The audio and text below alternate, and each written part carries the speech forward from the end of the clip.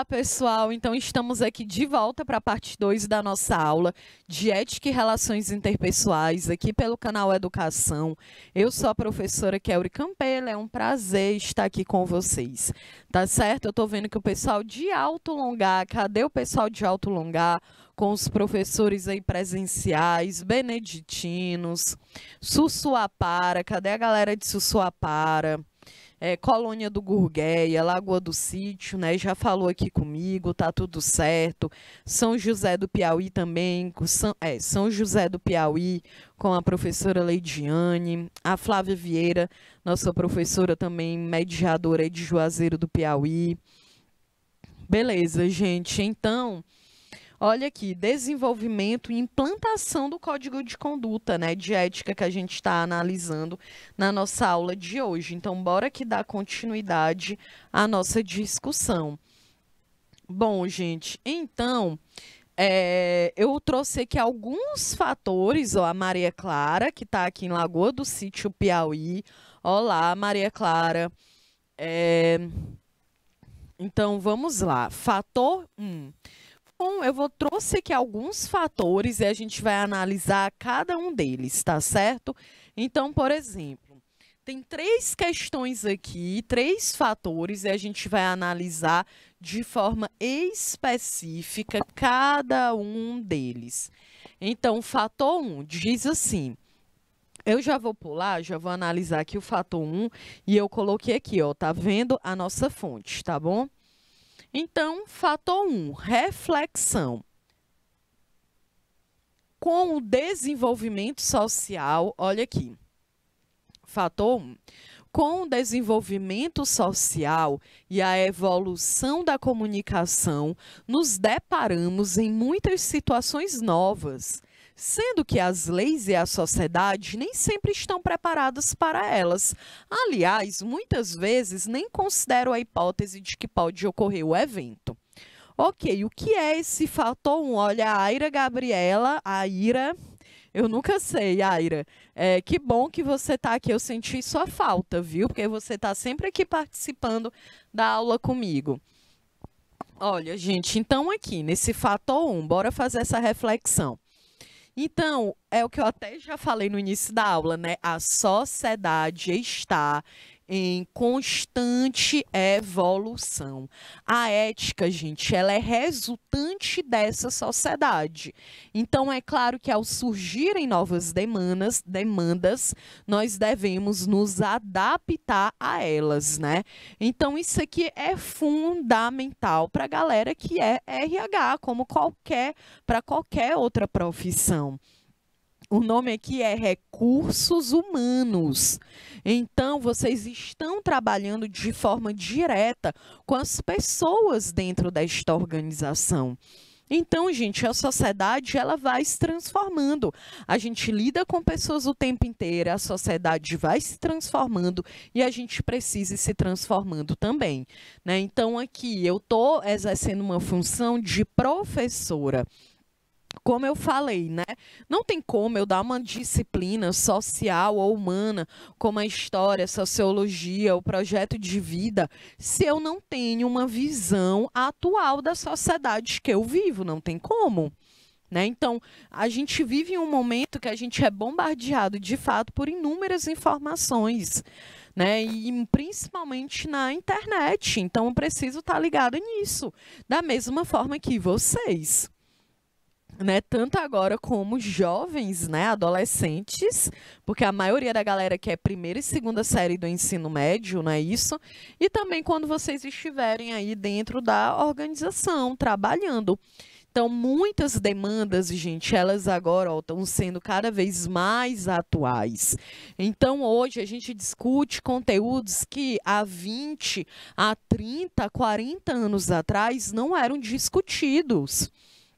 Né? Por exemplo, aqui eu tenho uma disciplina, né, como eu já falei no canal Educação, que é projeto de vida. E lá, hoje mesmo, eu estava dando um conteúdo que era sobre a relação da família né? A relação que a gente mantém com a nossa família. E aí lá eu perguntei, gente, quais são os conteúdos que são considerados tabus? Aqueles conteúdos que vocês não discutem de jeito nenhum na família de vocês? E muitos comentaram, né? Ah, professora, na minha família a gente não discute sobre dinheiro. Né, foi colocado isso, a gente não discute sobre dinheiro, a minha família não fala sobre sexo, a minha família não fala sobre relações homoafetivas, a minha família não quer falar sobre política. Então, gente, são conteúdos, quando um conteúdo ele vira um tabu, significa o quê? É um conteúdo em que eu não falo, é um conteúdo que é quase um segredo, ninguém toca no assunto, e aí não dá.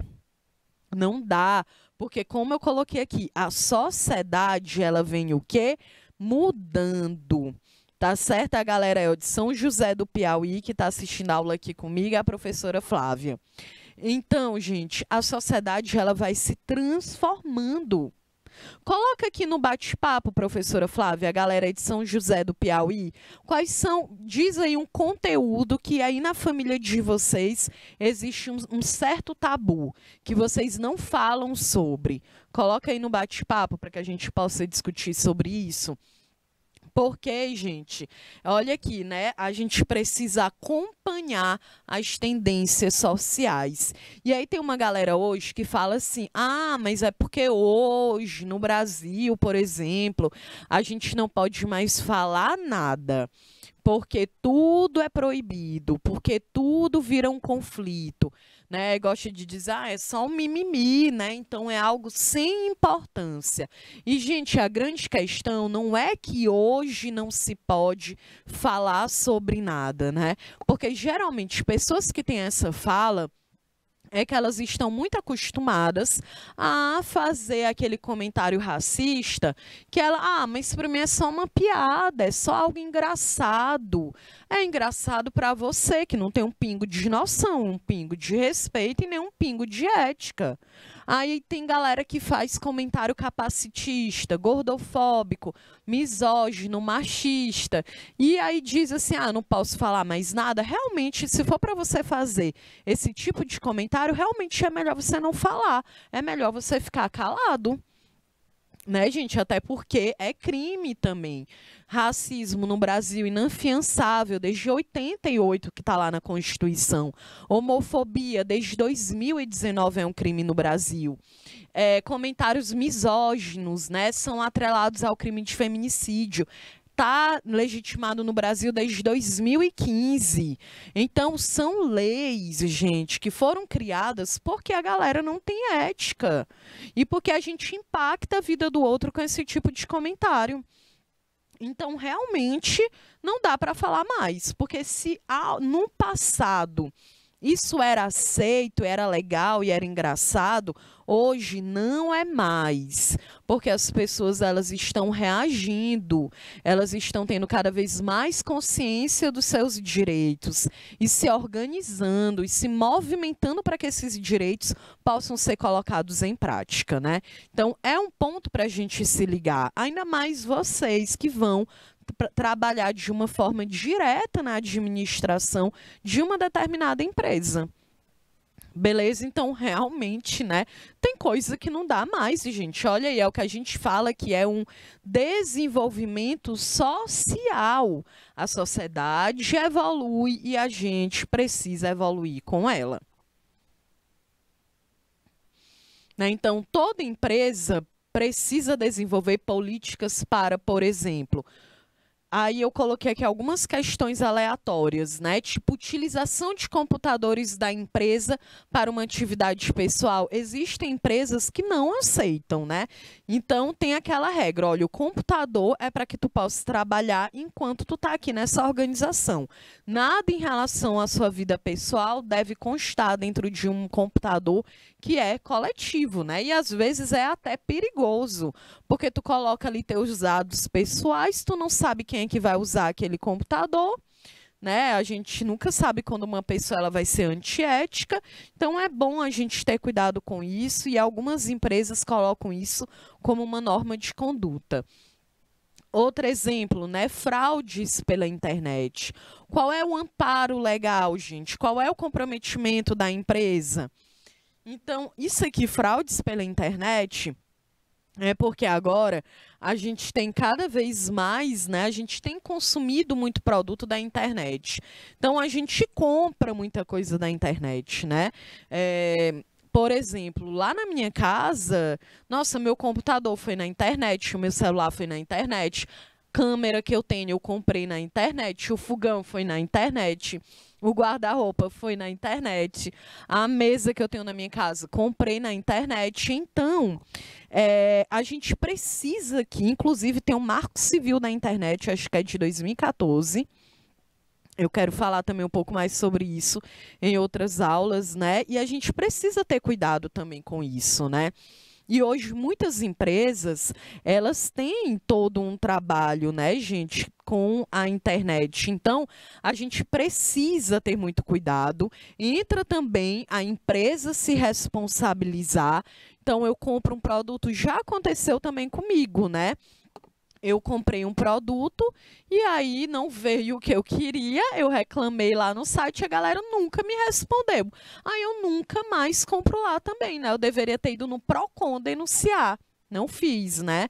Então, isso aqui é para a gente também ter cuidado com fraudes pela internet e que é uma responsabilidade de uma empresa que vende um produto através da internet que realmente aquele produto chegue da forma que foi comprado, né?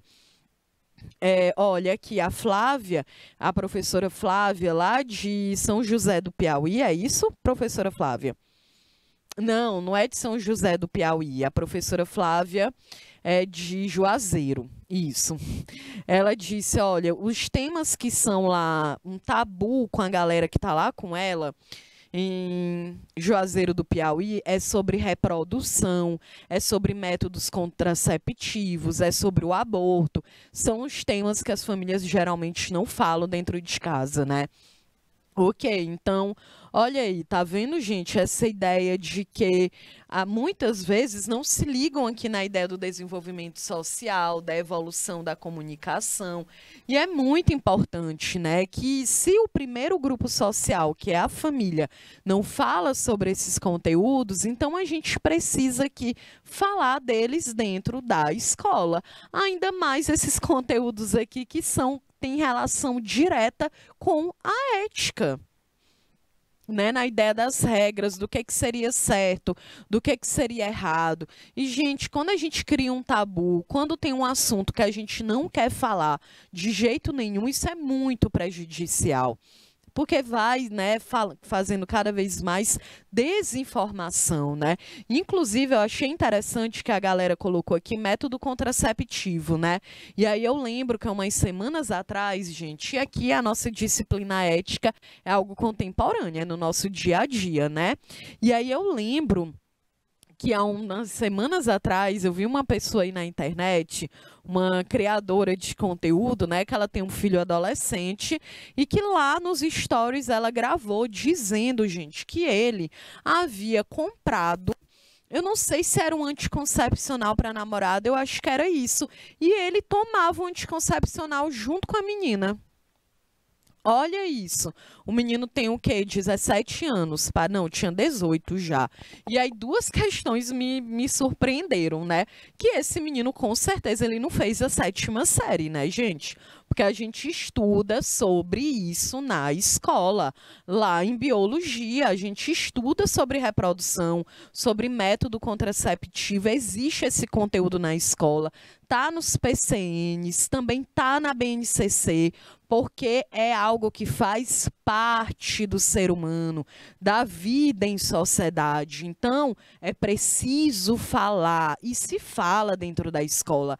A gente estuda sobre isso. E aí eu sei que nos stories, né, a galera tava rindo e tal, mas eu fiquei até assustada, gente. Não é possível, né? A gente fez a 7ª série. Eu lembro, agora não é 7ª série, né? Mas aí nos anos 2000, quando eu fiz a 7ª série, a gente estudou, né? Sistema reprodutor feminino e masculino lá na aula de ciências, né? Então, é algo que a gente precisa falar. Então, aqui durante as nossas aulas, eu quero trazer mais assuntos assim, porque ética envolve isso, uns assuntos que são considerados polêmicos, né? E eu amo, eu adoro quando a gente está discutindo aqui um tema polêmico, porque, ó, abrange muito mais, não é isso? Beleza.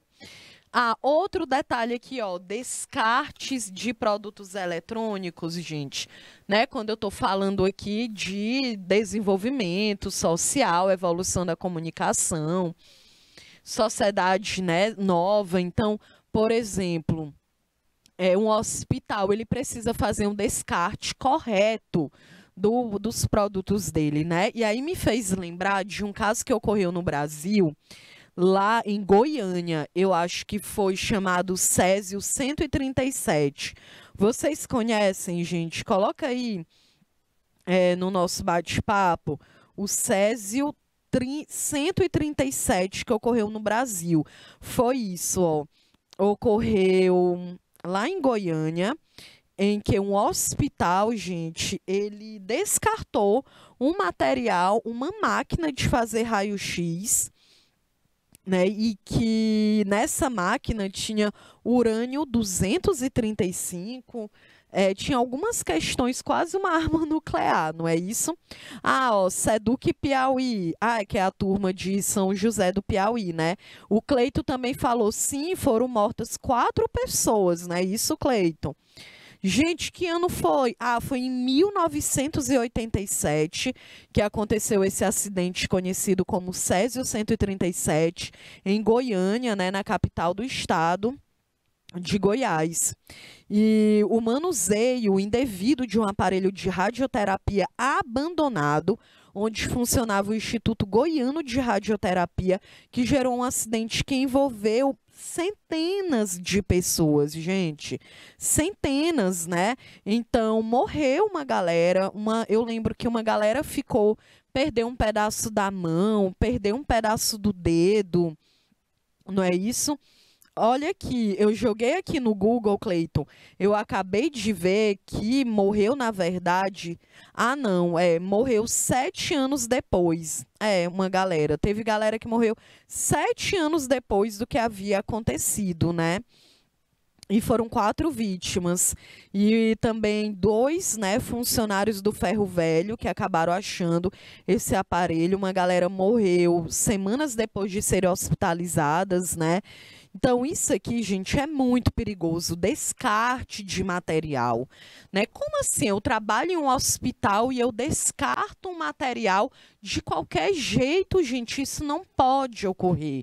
E o recursos humanos está lá dentro daquela empresa. Precisa estar ligado, porque faz parte da dimensão ética, né? Da sustentabilidade também.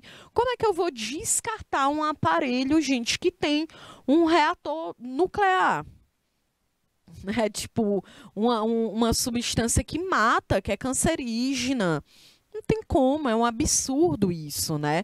Da mesma forma, existem hospitais, tem luvas, tem seringas, a galera tem contato com sangue, né, gente? Fluidos corporais, não pode, tem que ter todo um cuidado em relação a isso, né? Da mesma forma com produtos eletrônicos, a gente tem pilha, tem computador, lâmpada, não dá para a gente descartar de qualquer jeito, tá certo?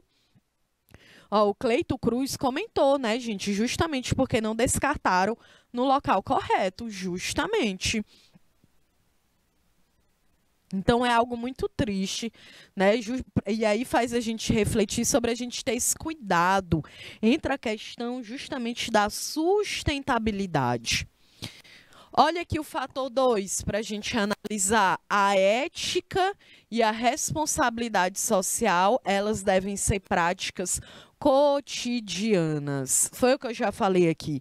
Não adianta eu, Kelly, estar aqui, passar 2 horas falando sobre ética e simplesmente depois eu sair daqui e atropelar uma pessoa na rua e nem oferecer, nem ir lá arcar com a responsabilidade, chamar o hospital. No SAMU não tem como. Não dá para eu sair daqui e ir para uma fila e ficar furando fila. Aí, gente, não tem como. A ética, não existe aquela ideia de dizer, então, às vezes eu sou ética, às vezes não. Então, você não é de jeito nenhum, tá certo? Então, a dimensão ética nas empresas, gente, elas devem ser ações práticas. Não adianta a empresa possuir um rígido código de ética se ele não é aplicado. É aquela velha história, teoria é uma coisa, prática é outra, né? A gente precisa da teoria para fazer a prática de forma correta. Agora, se eu souber a teoria e ficar por isso mesmo, não adianta, tá certo? Olha, o fator 3, há a necessidade não apenas de tolerância, mas de aceitar, respeitar, conviver e saber que há muito para aprender com a multicultura, né? E aqui, gente, isso me faz refletir, eu nem gosto dessa palavra tolerância, né? Porque aquela ideia, eu te tolero, eu tolero Cleiton, até quando? Em que situações que eu tolero? A ideia aqui, a principal palavra é respeitar. É a principal palavra, gente, não tem como. Então, muitas pessoas, a gente usa muito nessa nomenclatura tolerância, quando a gente fala tolerância religiosa, mas eu não é essa questão de eu ter que tolerar, eu tenho que respeitar as manifestações religiosas do outro. Aqui no Brasil, a gente tem muitos casos envolvendo violência por discussões religiosas, principalmente as religiões de matriz africana, como a Umbanda, o Candomblé, em que é muito comum a gente ver no jornal, na internet, terreiros ou espaços religiosos que foram atacados, né, por pessoas que não respeitam, né? Ou então em que essas religiões de matriz africanas, elas são entendidas como uma religião que tem um pacto com o demônio. É uma religião que não é cristã. E isso não é verdade, né? A gente tem até igreja satânica no Brasil, né? Mas as religiões, gente, elas são cristãs. Ou ela é católica, ou ela é protestante, ou ela é basicamente isso, né? Mas todas, a ideia de ser cristão é que acredita em Deus, não é isso? E todas as religiões, elas compartilham dessa ideia. Então, não é para ficar, eu tenho que tolerar. Não é para tolerar, é para respeitar. A gente precisa saber respeitar o outro. Independente se eu não concordo, né? E às vezes eu acho engraçado isso. Uma galera diz assim, professora, mas eu não concordo. E eu vou dizer, como assim não concorda? Não é da minha conta, não é da minha, eu não dou, eu não resolvo. Não é uma questão de concordar ou não. Certo, gente? Todo mundo aqui tem o direito a ter a sua liberdade, a sua identidade de gênero, a sua religião, a sua orientação sexual. Não existe essa ideia de dizer que eu não concordo. Se você não concorda, aí você não faz, é problema seu. Mas eu não dito regra para a vida do outro. Eu respeito o outro na sua existência. É para ser dessa forma, né, gente? O exemplo aqui que eu sempre digo, né? Tipo, Cleito corta o cabelo, pinta o cabelo de rosa. Aí eu vou lá e digo, eita, Cleito, eu não gostei. Aí eu não pinto o meu cabelo. Basicamente assim. Aí eu vejo aqui a Maria Clara, lá de Lagoa do Sítio, com uma calça jeans. Eu digo, nossa, Maria Clara, essa calça jeans tá feia. Aí a Maria Clara me diz, beleza, Kelly, então não usa. É simples, gente. A gente precisa ter essa noção de respeitar o espaço, a liberdade do outro, tá certo? Então, ainda mais, né? Hoje a gente tem aí que as chamadas bolhas digitais, né? Que é aquela ideia de que então eu só convivo, eu só me comunico, né, na vida real ou no meio digital com as pessoas que são iguais a mim. E aí eu esqueço que existem outras vivências, outras realidades, outras experiências que são diferentes da minha. E aí não rola eu ficar dentro de uma sociedade, eu ditando regra ou código de conduta, né, para a vida de uma outra pessoa. O que eu acho que é certo ou o que eu acho que é errado, aí eu não faço, porque só tem como eu ter essa consciência em relação à minha própria vida, em relação ao meu próprio corpo, em relação às minhas próprias decisões. Não dá para eu fazer isso com a vida de uma outra pessoa. Tá certo? Então, que a gente se ligue nisso, que a gente aprenda a respeitar o outro, né? Em relação a todas as questões, as dimensões de uma pessoa. Bom, então, ainda aqui, né, no fator 3, olha, o respeito à multiculturalidade e às diferenças pode gerar um ambiente mais agradável, humano e, sem dúvida, até com melhores resultados. É claro, lembra quando eu falei aqui do clima organizacional? Que não tem como, gente. Como é que eu vou conseguir render, produzir dentro de um ambiente de trabalho em que eu não sou respeitada, em que eu não tenho a minha nacionalidade ou a minha regionalidade, a minha identidade respeitada dentro do ambiente de trabalho? Não tem como. Então, é claro, né, isso aqui está dentro das dimensões éticas de uma empresa, eu respeitar a cultura do outro. Da mesma forma que eu respeito a sua cor, a sua identidade de gênero, a sua orientação sexual, a sua religião, né, o seu posicionamento político. Então, essa é a ideia, né? A gente saber respeitar o espaço do outro. E por que que eu estou sempre falando a gente, eu, você, nós? Porque eu quero que você foque em você. Aí o Cleiton diz assim, ah, professora, mas tem gente que não me respeita. Aí, Cleiton, tu continua respeitando. Tu tá fazendo a tua parte. Agora a pessoa vai lá e faz algum comentário contigo ou algum assédio moral. Aí tu pode, né, procurar os teus direitos, mas você vai fazer a sua parte. Essa é a ideia, tá certo?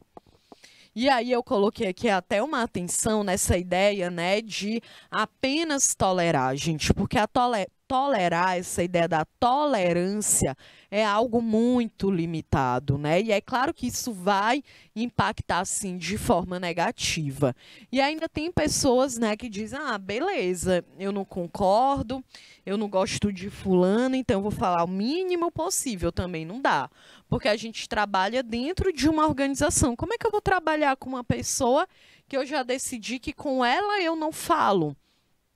Não tem como, né? Uma das nossas primeiras aulas aqui foram justamente sobre a importância do diálogo, como é importante eu saber me comunicar com o outro. Então, ponto para a gente poder pensar. E agora o código de ética, né? Bom, qual é a vantagem da gente ter um código de ética dentro da empresa que a gente trabalha? Gente, são inúmeras, né? A ideia da gente reter, da gente ter um quadro de profissionais que de fato sejam profissionais, ter redução de fraudes, a gente ter consumidores, clientes que acreditam na credibilidade daquela empresa, né, uma melhor aceitação social.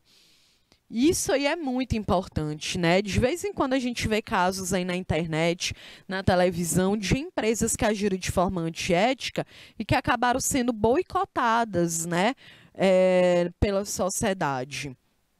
Algumas, né, gente? Então, que a gente pense também sobre isso, né?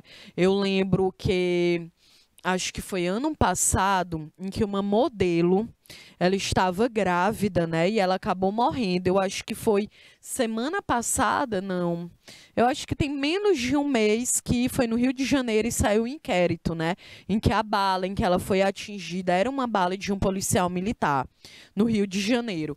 E aí ela trabalhava em uma loja, uma marca que é muito conhecida aqui no Brasil, que é a Farm. E acho que aqui em Teresina tem uma loja em um dos shoppings.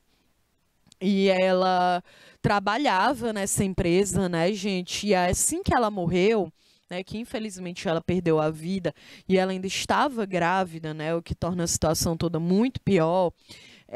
A empresa lançou uma propaganda na internet que todo mundo que comprasse alguma coisa dentro dessa loja, 10% da compra iria para a família da funcionária que havia perdido a vida. E isso pegou muito mal, né? Porque as pessoas disseram, como assim? Então quer dizer que a funcionária morre de uma forma muito trágica, muito triste, e a empresa ainda vai lucrar com a morte dela, né? Na ideia de dizer, olha, a gente compra aqui, porque a gente vai doar 10%.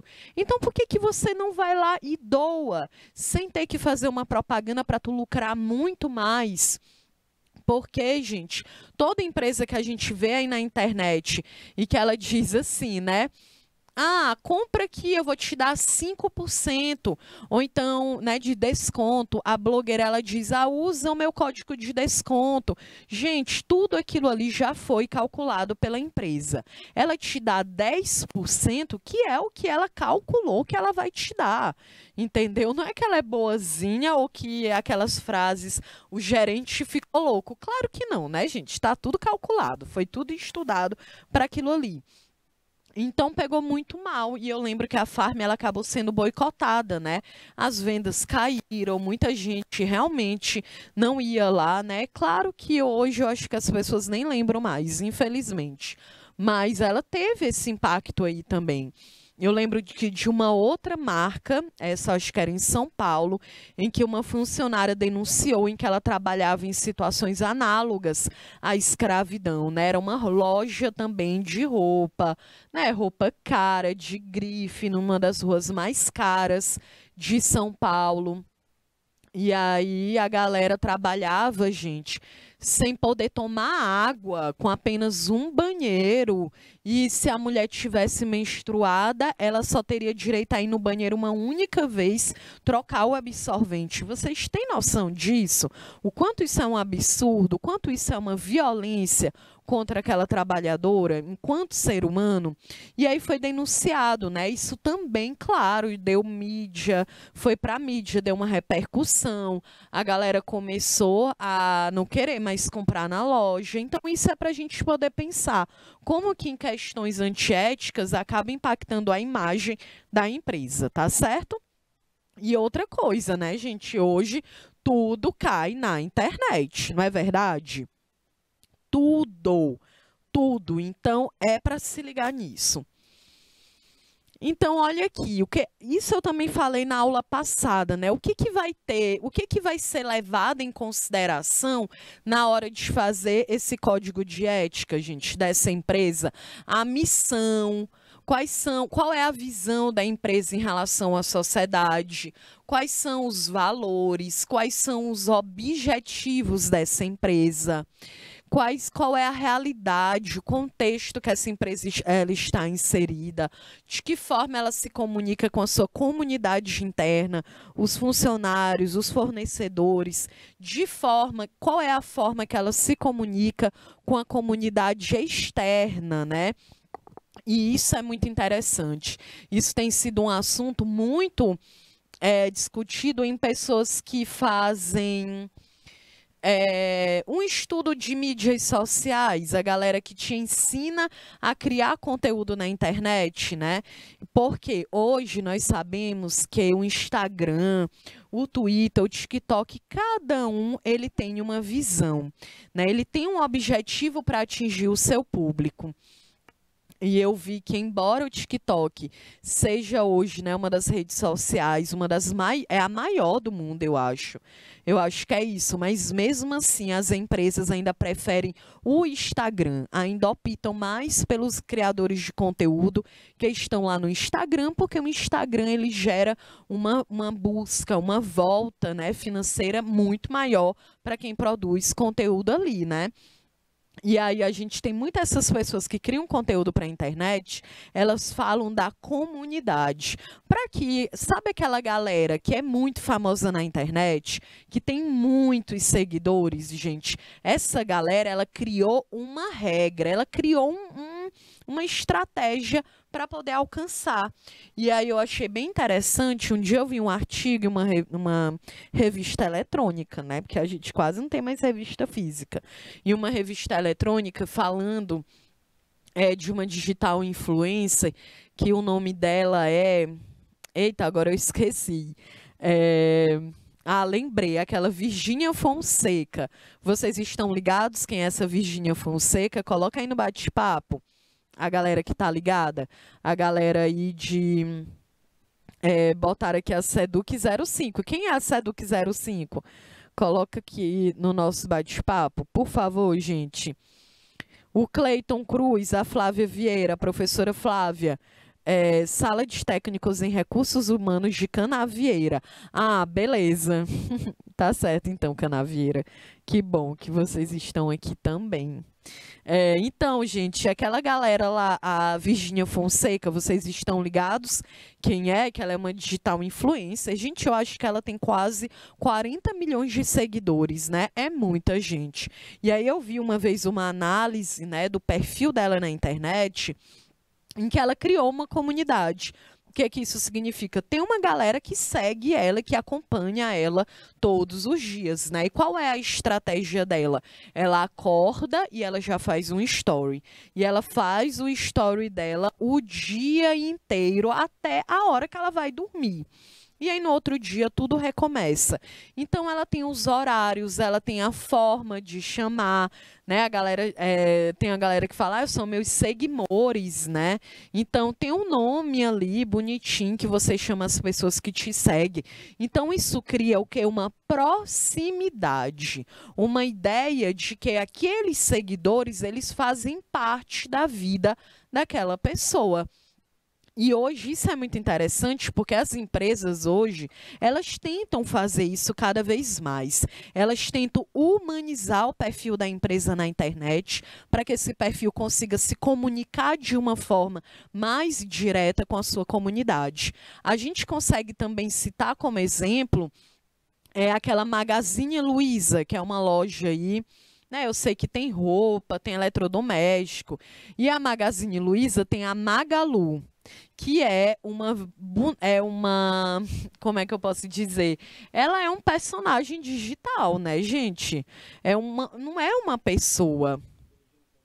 É uma inteligência ali artificial, né? Então, por que é criado isso? Que é para trazer o público para de uma forma mais próxima daquela empresa. Ela tenta humanizar a empresa e isso vai trazendo mais o público, né, para dar uma ideia de que ela está mais próxima. Então, vejam como que a comunicação, ela também tem se transformado, né? Como que as empresas, elas têm feito esse trabalho dentro das redes sociais. Inclusive, eu ainda quero fazer aqui uma aula com vocês só sobre isso também. Tá certo? Então, olha aí o processo de implantação. Beleza, então a gente já sabe aqui um código de ética, o que é importante, como é que a gente vai implantar? Olha, a gente não há um processo padrão para a construção de um código de ética de uma empresa, né? E, além disso, a ética empresarial não é implantada de uma forma imediata numa empresa ou por meio de uma determinação por lei, né, gente? Ela é construída por meio da evolução histórica daquela empresa. E hoje é só o que tem acontecido. A própria Magazine Luiza, né? Que eu dei aqui o exemplo. Então, a Magazine Luiza, ela era uma loja ali bem pequena.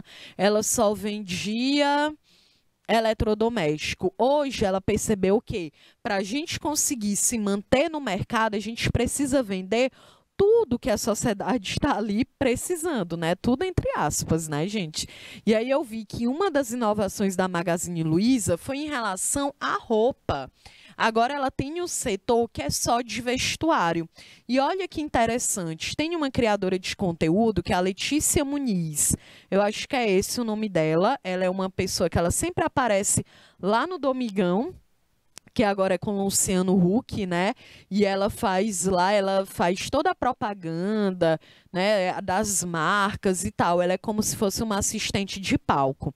E aí ela, a Letícia Muniz, junto com a Magazine Luiza, criaram uma coleção de roupas que tem de todos os números possíveis, né?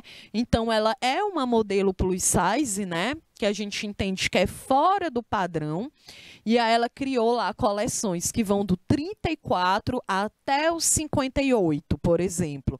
Então, e bateu recordes de venda, né? As roupas da Letícia. E isso foi muito interessante, porque a gente vê o quê? Uma empresa que ela vem se modificando, porque ela vendia só eletrodoméstico, ela percebeu que a galera tem outras questões, outros produtos, migra para o vestuário, chama uma pessoa que é fora do padrão, isso gera ainda mais publicidade e ela consegue bater recordes com aquelas roupas, né? Então, isso é o quê? Para a gente ver que acontece uma evolução de uma empresa. Não é isso, gente? Outro ponto que eu também acho bem interessante, eu vi sobre uma empresa de margarina. Eu não lembro agora qual é a marca, né? Mas existe muito aquele ditado, aquela forma da gente dizer assim, ah, parece propaganda de margarina na televisão. Vocês já ouviram essa expressão? Que é para dizer o quê? Ah, aqui na propaganda de margarina, todo mundo é feliz, todo mundo está sorridente, de manhã a família é incrível, a família se ama, é sempre uma casa muito bonita, iluminada, né? Tá lá a galera 6 horas da manhã com a mesa de café da manhã perfeita, né? Então é uma vida que todo mundo quer, né, gente? E aí é interessante porque sempre aquele núcleo das famílias que apareciam nas propagandas, nas propagandas de margarina, era aquela família que é sempre aquela formação conhecida como padrão. Então, é a mãe, o pai e as crianças, todas brancas e ricas, né? Isso aí, gente, é muito fora da realidade brasileira, em que, de acordo com o IBGE, ainda de 2010, né? Porque o IBGE é feito a cada 10 anos, né, o panorama geral, e agora em 2022 ele está sendo feito, porque em 2020 não dava, porque não dava para a galera andar na rua por causa da Covid-19. E aí, lá no IBGE, hoje a gente sabe que a maior parte das famílias brasileiras ela é monoparental, que é o quê? Geralmente é a mãe, a mulher, a chefe de família ali com os seus filhos. Então, ela não é representada na propaganda, porque aquela propaganda tem um pai, tem a mãe, todo mundo branco, todo mundo feliz e rico. Não é a realidade. Então, claro, professora, mas eu não vou deixar de comprar uma margarina porque meu formato de família não está sendo transmitido ali naquela propaganda. Tu não vai deixar de comprar, é claro, mas, gente, a empresa, ela percebe que aquilo ali diminui sim o impacto dela para quem está assistindo. É por isso que hoje nas propagandas a gente vê incluído o quê? A pessoa negra, a pessoa que é amarela, a família LGBTQIA+, aí entra as famílias que são consideradas no IBGE família extensa, porque entra a mãe, mas entra o tio, entra a avó, entra a madrinha, entra o filho de consideração, que a gente usa essa expressão. Então, são muitos formatos familiares. E as empresas, elas estão ligadas também nisso, né?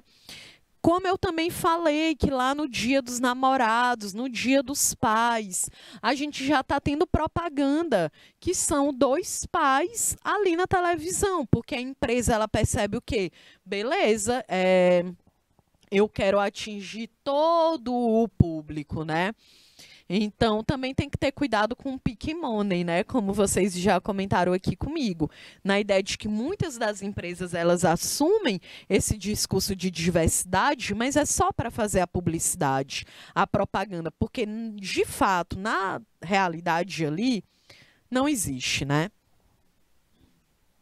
Então, olha aqui, para a gente fechar a nossa aula, a gente já está quase no finzinho, vamos aqui para a etapa 1 do processo de implantação, que é a elaboração.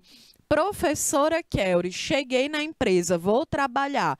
Cheguei lá, não tem um código de conduta da empresa. O que tu vai fazer? Tu é o RH. Tu vai ter que começar a fazer o código de conduta, o código de ética dessa empresa. E aí, gente, é algo que deve ser feito de uma forma coletiva. Por quê? Porque esse código de conduta, ele não significa que é um documento vindo de cima, né? Então, o código de conduta, ele é um documento que deve ser feito com todo mundo que trabalha ali dentro. Lembra quando eu falei assim, gente, dentro de um hospital, não tem só o RH, gente, dentro do hospital. Tem a médica, a enfermeira, tem a cirurgiã dentista, tem o anestesista, tem o RH, tem o administrador, tem a galera do financeiro. Então, são muitas profissões. É por isso que o Código de Ética de uma empresa é uma reunião, é um conjunto de todas essas profissões, tá certo? Então, aqui é um trabalho em grupo. A elaboração, gente, ela é um trabalho de grupo. Não tem como, tem que ser um trabalho de grupo, tá certo? Depois da elaboração, a gente vai para a etapa 2, que é o quê? A aprovação e divulgação.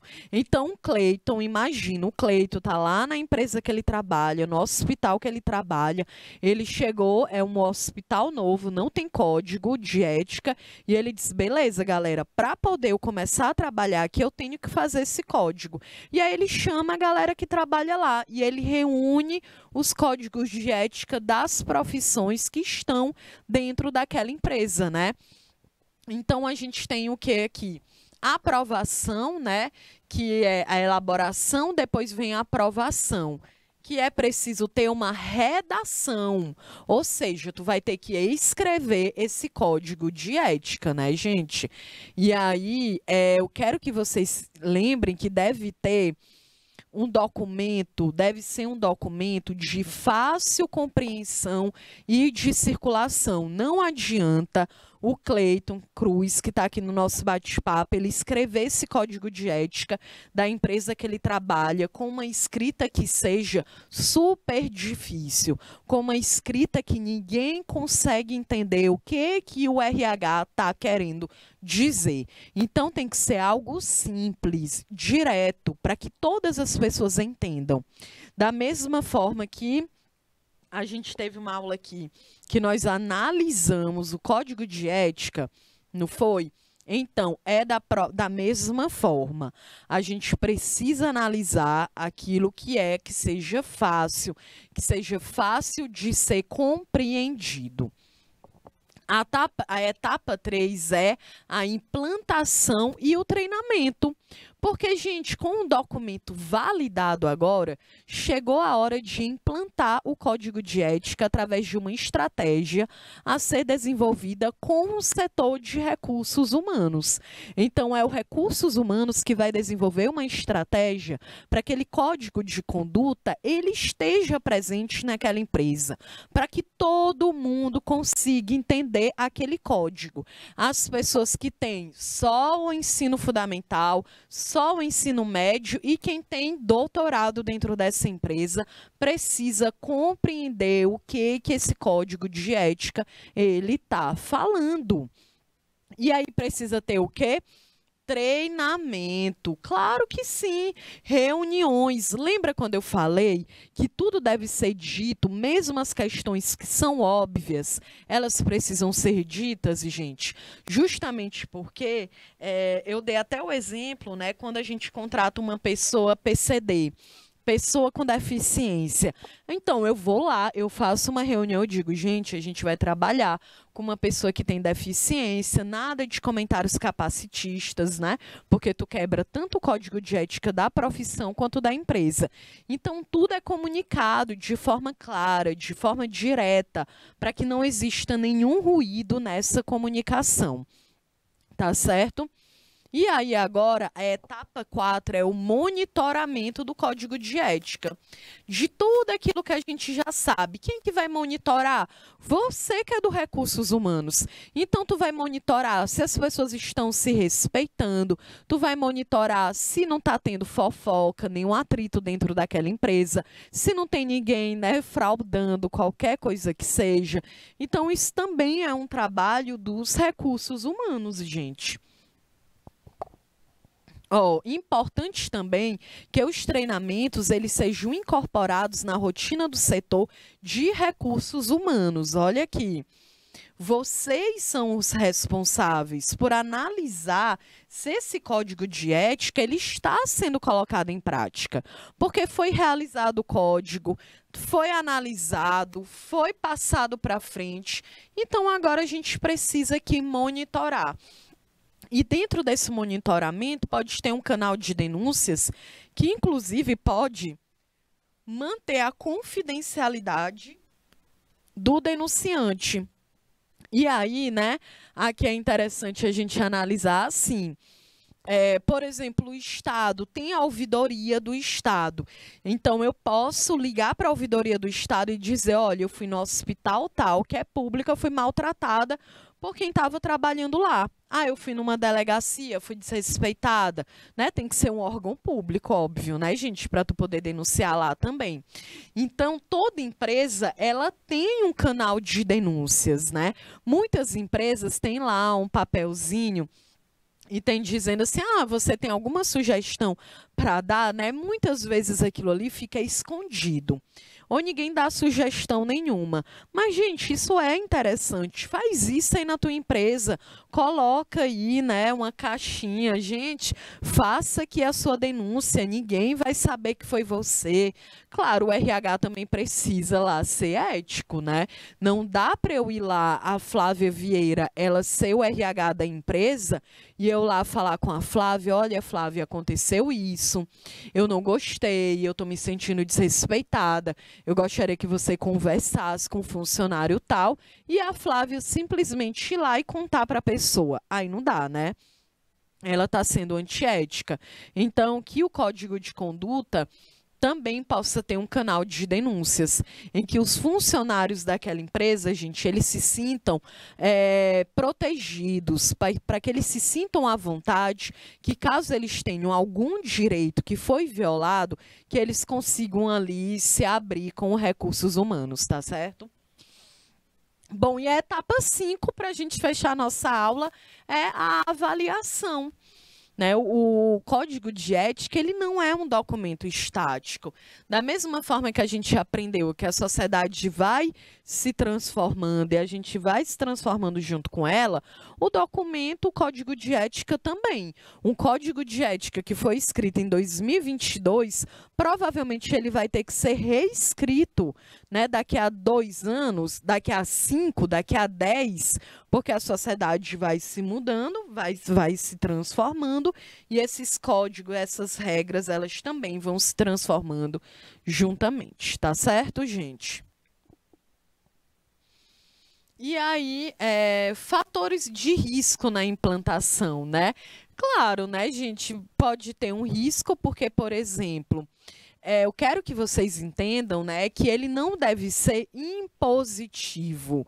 Não é para o código de ética, não é para o RH utilizar esse código de uma forma que ele seja autoritário, de uma forma em que, eu sou obrigada. Não, mas, gente, volta a questão do bom senso, de saber utilizar a ética, tá certo? Então, agora, essa aqui eu até já respondi. Só para a gente fechar a nossa aula, vamos aqui responder umas duas questões. Olha só, em relação ao código de ética, é correto afirmar o quê, gente? Que o código de ética, ele consiste em algo que muda conforme a sociedade e o tempo. Esse aqui é o ponto que eu quero que vocês mais se liguem. Porque imagina, né, vocês estão em 2022, aí vamos dizer que vocês vão trabalhar em uma empresa em 2025. E aí tu vai trabalhar nessa empresa lá em 2025, quando tu for ver o código de ética, já tem 15 anos o código de ética da empresa. Aí tu precisa ver.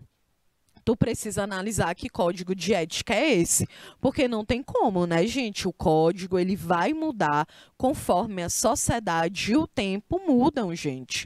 Então, é preciso atualizar. Da mesma forma que a gente precisa se atualizar na sociedade, seja nas questões profissionais, como justamente nos nossos pensamentos, nos nossos valores, o código de ética também, porque a ética, ela se transforma junto com a sociedade, beleza?